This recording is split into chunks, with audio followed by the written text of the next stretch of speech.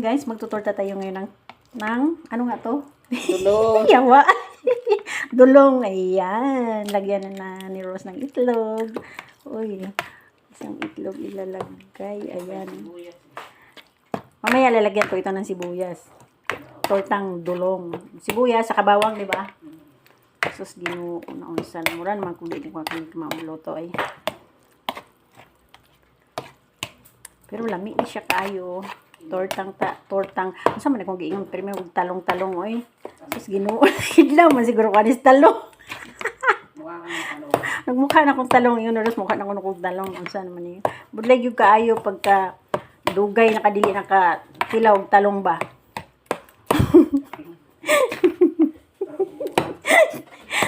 Kalukuhan ko daw sabi ni Rose.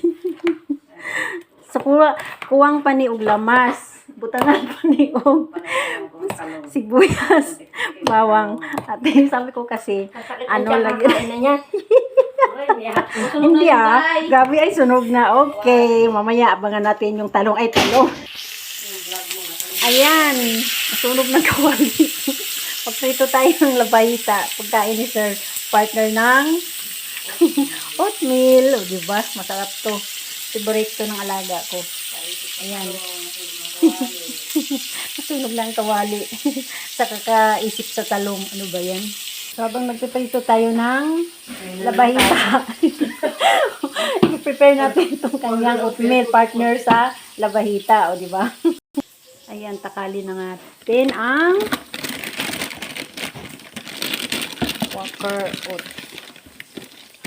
Ayan, pwede na to. So, isang cup. Yan. Isang cup lang yan. Pagkain natin ang tubig. Ayan. Okay na yung tubig niya. So, pagkatapos nito, papalit na natin yung oatmeal na sir. Baliktarin na natin ang labahita. Ayan, maraming lulutuin ngayon si Rose. Magluto siya ngayon ng binignit. Ayan, ito muna yung kanyang piniprepare saging. Mayroon din siyang kamote. At ito naman yung niyog. At ang sago, ito na. Lumiit na. Nawala na si sago. Natunaw na. Natunaw na. Oh. Natunaw ang sago. Ayan, isa lang na natin yung kanyang oatmeal.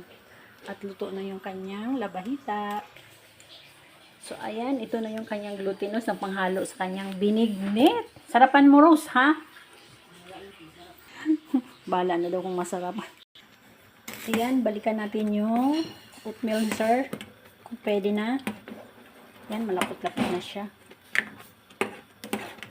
Ayan, okay na yung kanyang oatmeal. So, lagyan natin ng gatas. Okay, nilagyan na natin ng gatas. Dagdagan pa natin. Halo-haloin. Ayan, dagdagan natin ng asukal kasi gusto niyo ng matamis.